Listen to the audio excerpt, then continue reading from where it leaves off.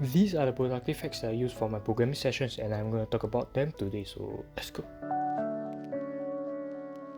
As the saying goes, it's not AI that will take over the world, but rather the person that uses it effectively. If you hate debugging code and you find that most of your programming session that day is just finding error in the code, you might feel that you are not going anywhere during that session. You might also feel that the entire session is just wasted, especially if you don't make visible progress during that day, and then the entire programming session is just unproductive. But it also depends on what is your meaning of productive. If it's getting as much thing done as quickly as possible and finishing the project as soon as possible, then you can ask AI to help you debug the code and then move on to the next thing that you are going to do. This way you maximize the efficiency and you keep the momentum going. If your meaning of productive is to truly understand the problem and figuring it out yourself, but maybe the coding session is not as quick, then AI may not be helpful for your productivity, as you might feel that you are just skipping some part of the programming or some part of the learning process when you are doing so. Maybe you enjoy solving the problem step by step because that's where your real growth happens. Whether AI helps you or hinder your progress depends on your end goal for that programming session, which leads me to the next point, having a clear to-do list.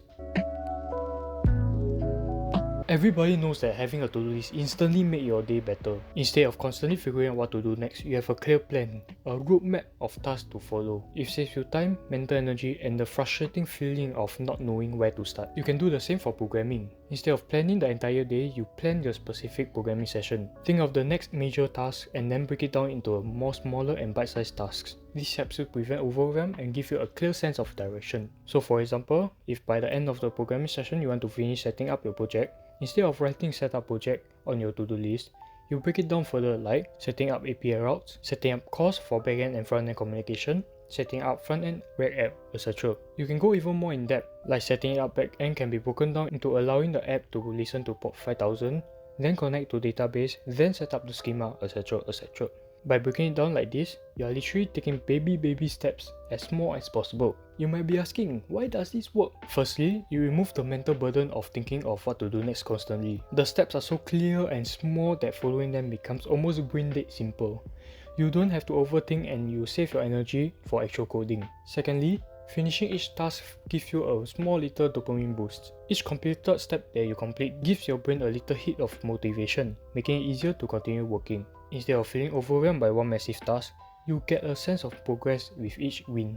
This way, programming feels less like climbing a big mountain, but rather a small little simple steps that you're going to take. Speaking of mountain climbing, if your definition of productivity is improving and getting better at programming, then I believe that deliberate practice is the one that is going to make your programming session more productive.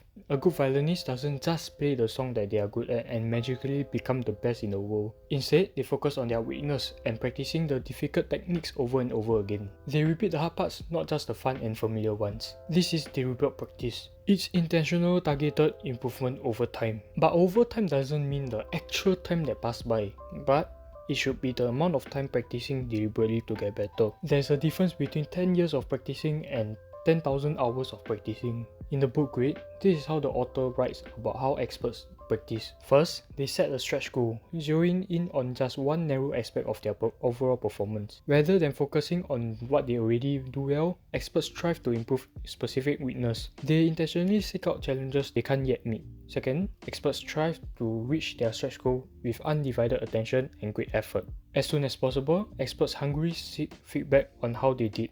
Experts are more interested in what they did wrong so that they can fix it, rather than what they did right. Lastly, experts do it all over again and again and again, until they finally mastered what they set out to do, until what was a struggle before is now fluent and flawless, until conscious incompetence becomes unconscious competence.